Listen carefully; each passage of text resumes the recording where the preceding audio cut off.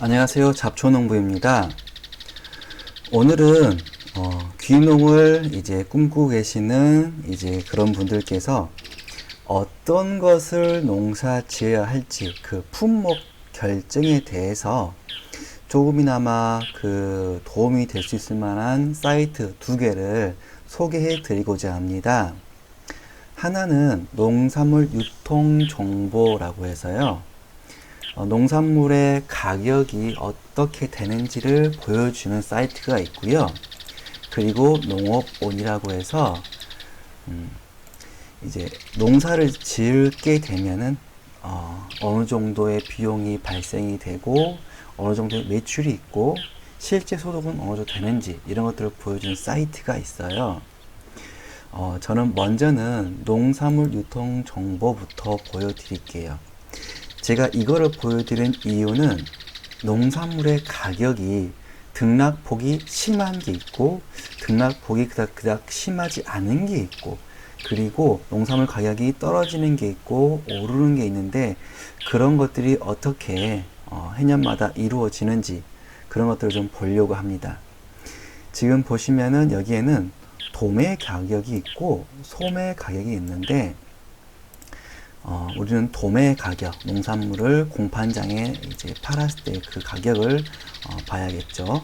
소매 가격은 어차피 이제 소비자가 사는 가격이라고 보면 되니까요.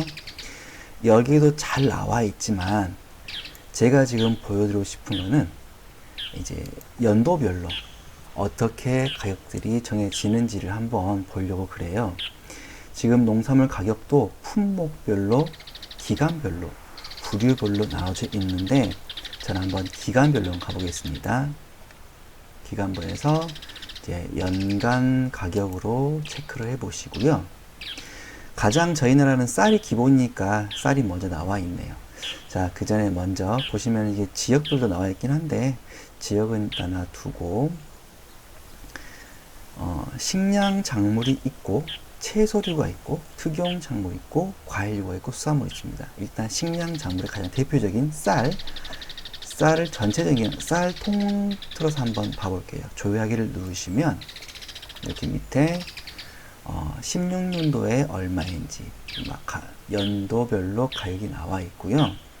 그리고 이 밑에 보시면은 좀 보기 쉽게 그래프로 나와 있습니다. 이 그래프로 보는 게 아마도 좋지 않을까 싶어서 그래프 한번 설명드릴게요.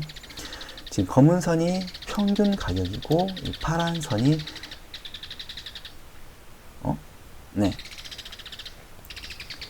평년 총 평년에서 이제 그 연도의 평균인 거예요.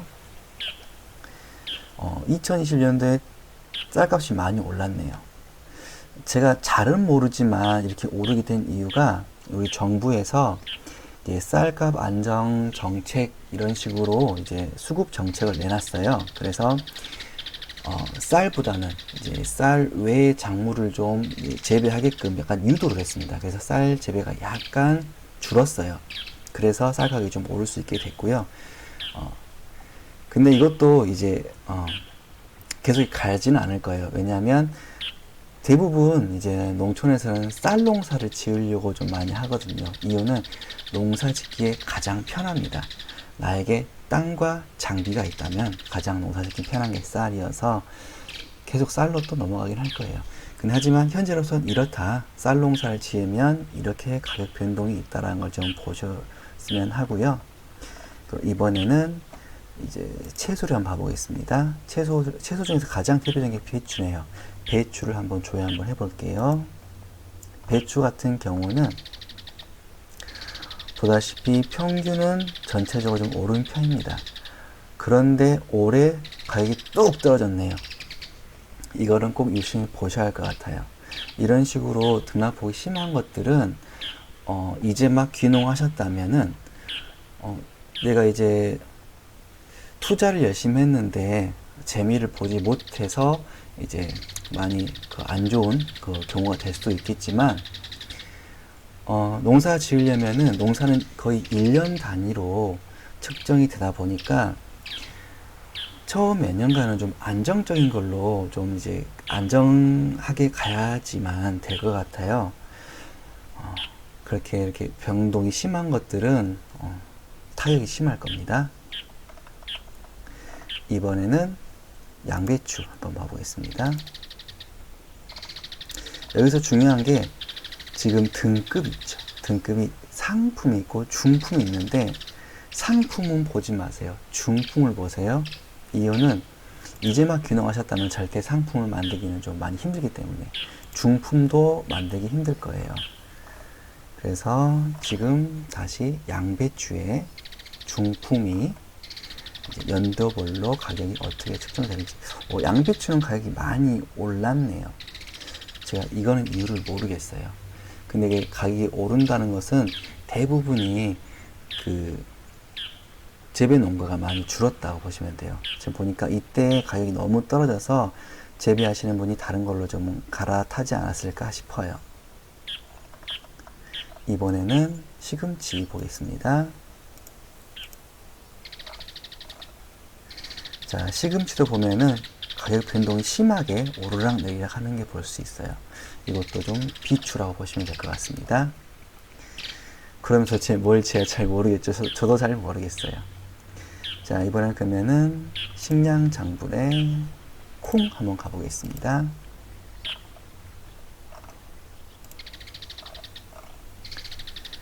콩 같은 경우도 전체적으로는 좀 오른 편이네요.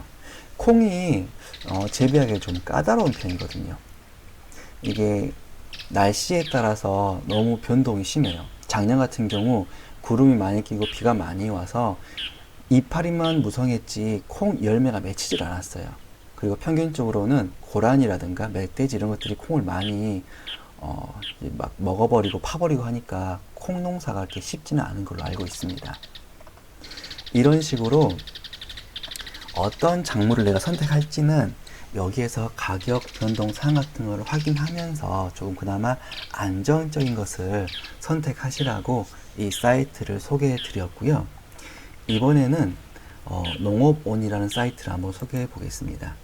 여기는 다른 정보도 많이 있겠지만 이 중에 어떤 작물을 이제 재배했을 때 어느 정도 소득이 남을 수 있을지에 대해서 통계 자료가 나온 게 있습니다. 농업원의 데이터 분석 안에 쉽게 보는 통계 안에 보시면 생산 비용이라고 있습니다. 여기 한번 들어가 볼게요. 지금 보시면 검색 기간이 13년도부터 18년도까지로 기본적으로 측정되어 있고요. 일단 과실이 나와 있고 소득이 나와 있는데 저는 솔직히 좀 과일은 잘 모르는데 일단 한번 봐볼게요. 기본적으로 과일하면 사과인가 봐요. 사과가 가장 맨 앞에 나와 있네요. 사과는 지금 보면은 여기 마우스 보이신가요? 10아르, 10아르는 300평 정도를 말하고요. 시골은 아직까지 평단이 쓰기 때문에 제가 300평을 좀 말씀드린 겁니다. 300평에 단위가 1000원이에요. 576만 2천원. 300평에서 대략 570만원 정도의 수입이 발생한다고 되어 있습니다. 그 중에 여기 옆에가 보면은 키우는데 들어가는 경영비는 약 217만원 정도가 경영비로 들어가고요. 실제 소득은 359만 2천원 정도가 실제 소득이다 라고 나와 있네요. 이건 보면 2013년도를 본 겁니다. 그러면 이번에는 2018년도를 볼 건데 큰 차이가 없는 것 같아요. 전체적으로 소득은 조금 줄긴 했지만 큰 차이는 없는 것 같습니다. 그럼 봐볼게요. 자, 2018년도에 사과 농사를 지어서 총 수입은 557만 4천원, 그리고 경영비는 253만 4천원, 그리고 실제 소득은 약 40만원 정도가 304만원 정도가 실제 소득이라고 되어 있네요. 네, 하지만 여기에 나와 있는 소득이라고 하는 거는 조금 주의하셔야 될 게 정말 농사를 잘 지으시는 베테랑들의 데이터니까 이제 막 귀농을 하신다면은 이 자료에 대해서 소득의 50% 정도만 보셔야 돼요. 정말 처음부터 잘하기는 너무 어렵거든요. 그래서 지금 304만원 정도가 소득인데 300평당 약 150 정도를 벌 수 있다. 이 정도로 생각하시고 계산하시는 게 맞을 것 같습니다. 이번에는 이거는 배 한번, 배 모양 이건가? 배를 한번 봐보겠습니다. 배 같은 경우는 사과에 비해서 소득이 약간 좀 더 떨어지네요. 그래도 전체적인 소득은 약간 오른 걸로 보여집니다. 옛날 거는 일단은 놔두고 최근 걸 한번 봐보겠습니다. 배 같은 경우는 2018년도에 총 수익은 617만 7천원 300평당입니다. 계산을 다시 한번 하세요. 그리고 경영비는 263만원 정도가 나왔고요. 실제 소득은 350만원 정도가 실제 소득이라 나와 있네요. 다시 한 번 말씀드리지만 이거는 베테랑들이 해놓은 거를 자료로 남겨놓은 거니까 확실히 상당히 축소해서 보십시오. 자, 포도 한번 보겠습니다. 포도는 전체적으로 소득이 좀 올랐네요. 보니까 가격이 좀 오른 것 같아요. 포도의 가격이 올랐고 생산비는 거의 그대로고요. 포도의 가격이 조금 오른 것 같습니다. 이거는 자세한 것은 이제 들어보시고 저는 이제 전체적인 것만 보고 넘어가겠습니다. 감귤을 보겠습니다. 감귤은 전체적으로 좀 하락세였다가 다시 올랐다가 다시 하락세로 다시 떨어지는 것 같아요. 자, 이런 게 뭐냐면은 저희 시골은 사과나 배 이런 과실수는 거의 하지 않고 양파라든가 배추 이런 것들 많이 하세요. 1년생으로 많이 하시는데 올해 양파가 잘 됐다 그러면 내년에 사람들이 또 우르르 양파 농사를 짓기 때문에 가격이 또 뚝 떨어지고, 올해 양파 값이 너무 안 좋아 그럼 사람들이 또 양파 농사를 안 짓습니다. 그러니까 다음에 양파 값이 다시 오르고 막 이런 경우가 있는데 이것도 비슷하게 보여져요. 지금 2014년경에 너무 가격이 안 좋다 보니까 사람들이 이제 많이 이제 감귤 농사를 짓지 않다 보니까 다시 가격이 오르는 그런 추세로 저는 보여져요. 정확하진 않습니다. 그리고 많은 사람이 감귤 또 하다 보니까 다시 가격이 떨어져서 또 내려가는 좀 그런 추세지 않을까 싶어집니다. 제 예상입니다. 그냥 감귤 같은 경우는 2018년도에 총 수입이 300평당 362만원 정도고 경영비가 120만원 정도여서 총 소득이 약 240만원 정도가 되어 있네요. 복숭아는 이렇네요. 제가 다 불러드리기 힘드니까 이제 하나씩 넘어가겠습니다. 단감은 전체적으로 좀 이렇게 좋지 않네요. 소득이 이윤이 많지 않나 봐요. 자, 그리고 이번에는 과실수가 아니라 이제 채소 쪽으로 가보겠습니다. 채소 소득으로 가볼게요. 채소 같은 경우는 2018년도에 자, 가을 무입니다. 무 같은 경우가 2018년 이거는 엄청 떨어졌네요. 무가 생산 농가들이 좀 많아졌나 봐요. 2018년도에 300평당 수입이 260만원 정도인데 여기에 경영비가 약 100만원 정도여서 소득이 약 150만원 정도라고 되어 있네요. 근데 300평에 150만원 정도라 이거는 거의 마이너스라고 보셔야 됩니다. 이유가 이렇습니다. 실제적으로 소득이 남긴 했지만 대부분 귀농을 하시게 되면은 국가에서 지원해주는 이런 지원책을 통해서 융자를 받으실 거예요.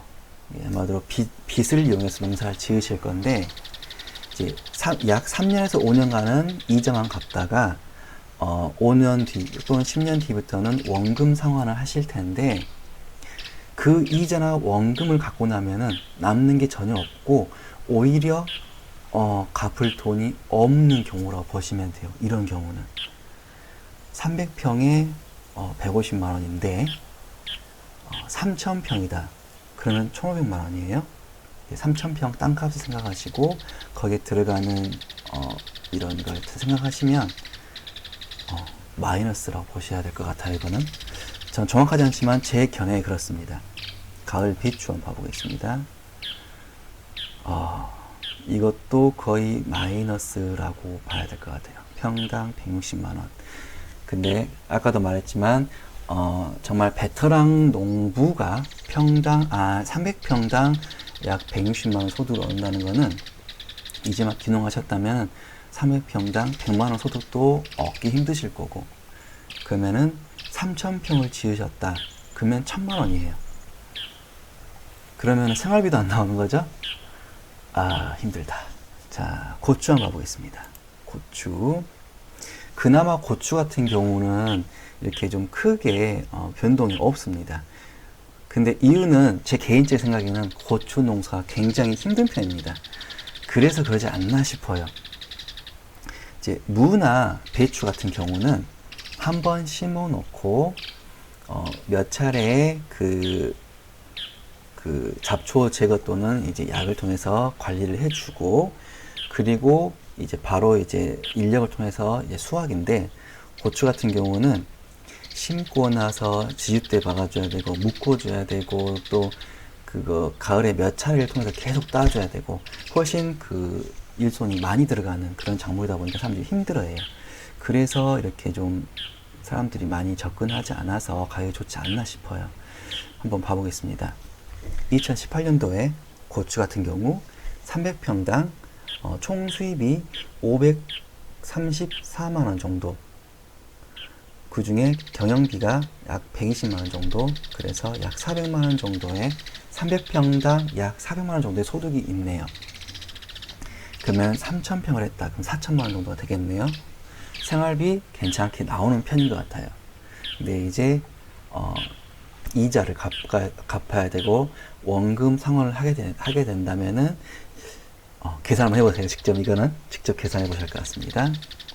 자, 마늘 한번 가보겠습니다. 마늘 같은 경우는 2018년도에 이건 거의 뭐 마이너스가 아니라 이거 완전히 지금 여기 300평당 약 200 정도 수입이 있다고 하는데, 이것도 이제 대출 이렇게 생각하면은 이제 답 나오죠. 자, 양파도 한번 봐보겠습니다. 마늘보다 더 안 좋네요. 그때 가을 배추 160만 정도의 실제 소득이 있습니다. 양파 170만 정도의 실제 소득이 있고, 가을 무 150만 정도의 실제 소득이 있네요. 아우, 힘들다. 힘들어요. 자, 이번에는 채소가 아닌 한번 식량 작물 다시 한번 가보겠습니다. 식량 작물은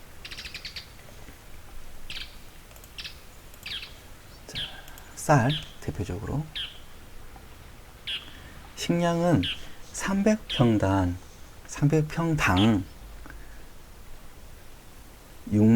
68만원 정도가 소득이네요.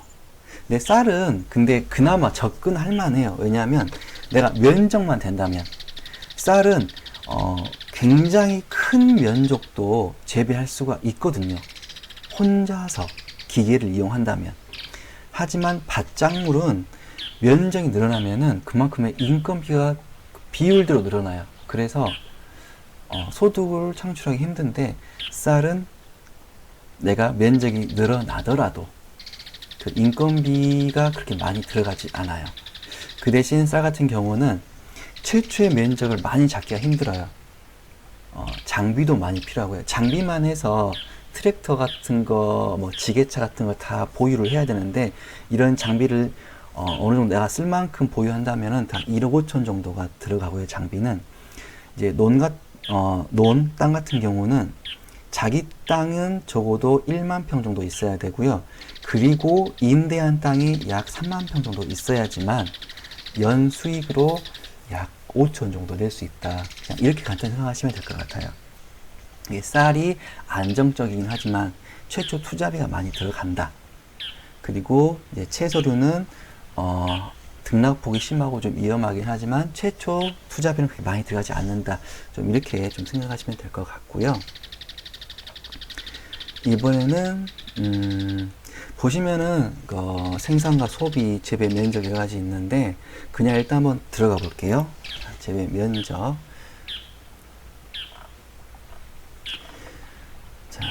사과 같은 경우는 경상북도에서 대부분 재배하네요.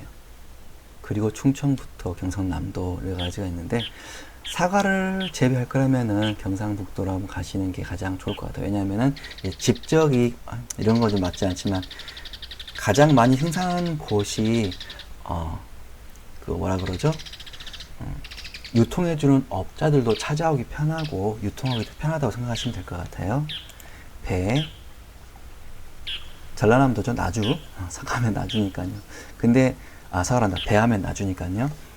근데 예전에는 나주배가 대부분 차지했는데 지금 나주배가 많이 없어졌네요.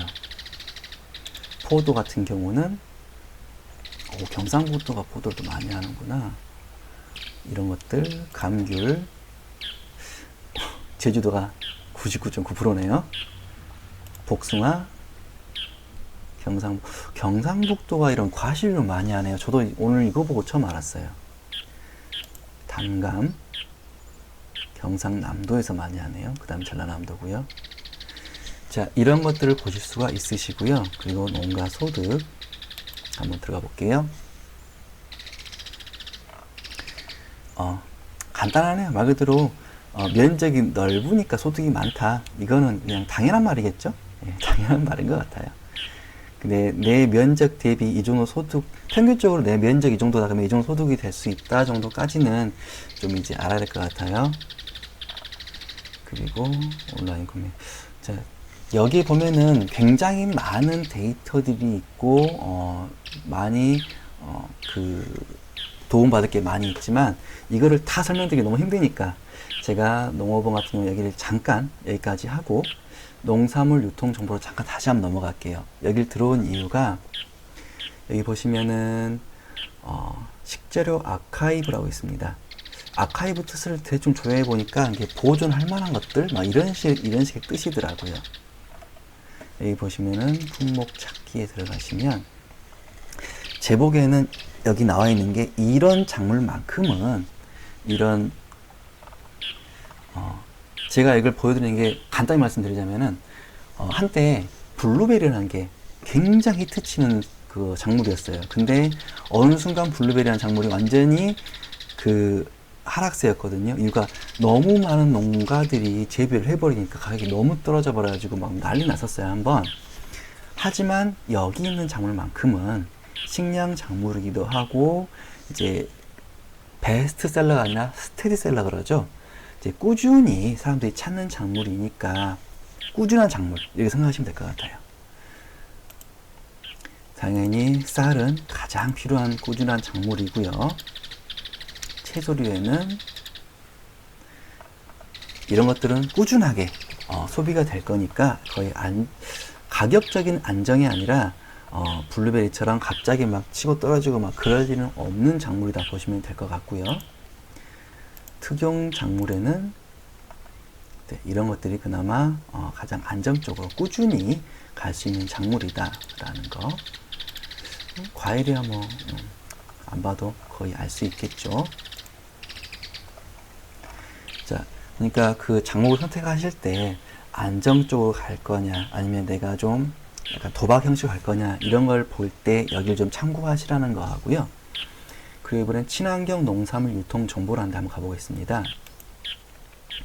제가 그 유튜브라든가 이런 정보들을 보면은 친환경에 대해서 막 설명되어 있는 게 많이 나와 있기도 하고 저도 한번 설명을 했는데 여기가 아주 간단하면서도 아주 간략하게 잘 나와 있는 곳인 것 같아서 여기도 한번 보시라고 그냥 그냥 넘기기 좀 아까워서 여기 좀 잘 나와 있어서 설명을 드리고요.